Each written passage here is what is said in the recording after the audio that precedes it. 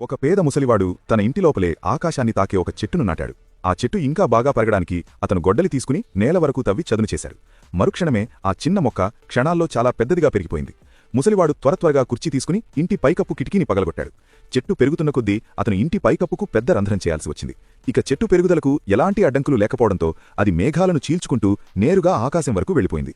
అసలు పైన ఏముందో వెళ్లి చూడమని ముసలి భార్య తన భర్తతో చెప్పింది. ముసలివాడు భయంగానే ఆ చెట్టు ఎక్కి మేఘాలపైకి చేరుకున్నాడు.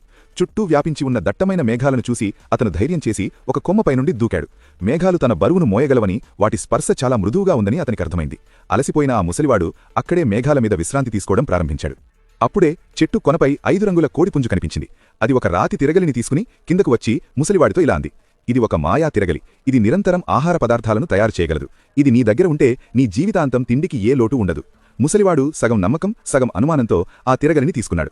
ఆ తర్వాత ధైర్యం చేసి మేఘాల నుండి దూకి చెట్టు కాండం మీదుగా జారుకుంటూ కిందకు వచ్చాడు. తను పైన చూసిన విషయాలన్నీ భార్యకు చెప్పి ఆ తిరగలిని పరీక్షించడం మొదలుపెట్టాడు.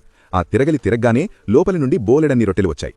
అది చూసి ఆ ముసలి దంపతులు ఎంతో సంతోషించారు. ఇకపై కష్టం చేయాల్సిన అవసరం లేకుండా జీవితం గడిచిపోతుందని వారు భావించారు.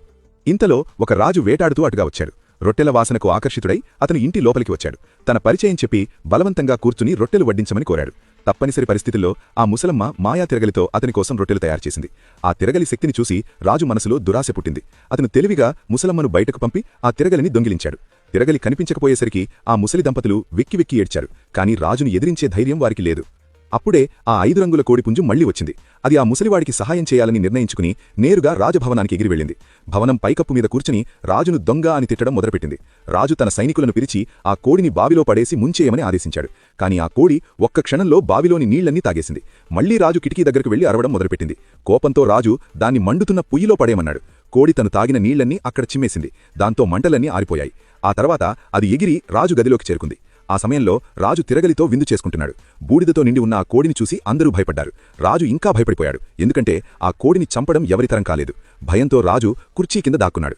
కోడి తన శరీరంపై ఉన్న బూడిదను విదిలించి తిరగలిని తీసుకుని ఎగిరి మళ్లీ ముసలివాడింటికి చేరుకుంది. దీని తర్వాత ఆ ముసలి దంపతులు మళ్లీ సంతోషంగా సుసంపన్నమైన జీవితాన్ని గడపడం ప్రారంభించారు.